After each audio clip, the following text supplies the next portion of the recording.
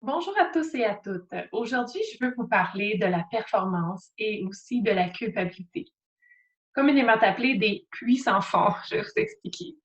Donc, dans une société où on valorise les super, il faudrait qu'on soit des super conjoints-conjoints, des super carriéristes, des super parents, des super, on ne sait plus quoi, amis.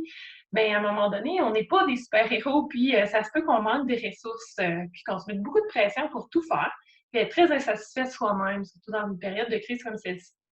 Donc, puis la culpabilité, un peu comme une sangsue là, qui serait collée à nous, puis qui nous prend plein d'énergie, mais qui ne nous redonne rien, puis que ça peut vraiment être épuisant. Fait que pourquoi des puits sans fond? Ben, à chaque fois qu'on se tape dessus parce qu'on n'a pas assez fait ou qu'on se sent coupable, ben, on met de l'énergie dans le puits, puis il n'est jamais rempli, puis c'est toujours davantage qu'on pourrait en mettre. On n'en fait jamais assez.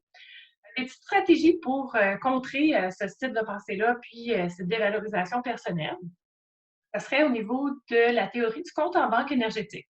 Donc, comme un compte en banque, là, on a un certain nombre de ressources quand même limitées et on a un budget plus ou moins rigoureux par rapport à soit l'épicerie, le loyer, tout ça. Puis on s'arrange pour avoir ces ressources-là pour payer nos dépenses, puis pas aller au-delà parce que sinon on se retrouve dans une carence financière. Par exemple, on ne va pas à l'épicerie en disant, ben là, je vais dépenser 500 quand notre budget, je ne sais pas, est 200 pour une famille, par exemple. Donc, la même chose au niveau de notre énergie personnelle. Donc, dépendamment de ce que vous vivez, vous avez été très anxieux, vous êtes en arrêt de travail, peut-être en dépression, vous avez des difficultés de capacité d'adaptation, vos capacités ont été sursollicitées.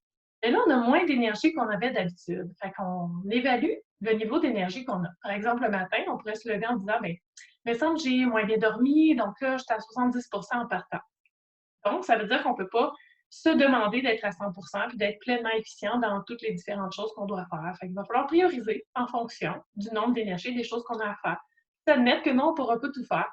Donc, il faudra délaisser des choses qui sont moins prioritaires, puis être OK avec ça parce qu'on a été un bon gestionnaire d'énergie qu'on avait. Donc, j'espère que cette petite capsule vous a aidé aujourd'hui. Si jamais vous avez des questionnements, vous pouvez me les poser, il n'y a pas de problème. Fait que courage et puis on tient compte de notre compte en banque pour ne pas surdépenser. Bonne journée à tous. Au revoir.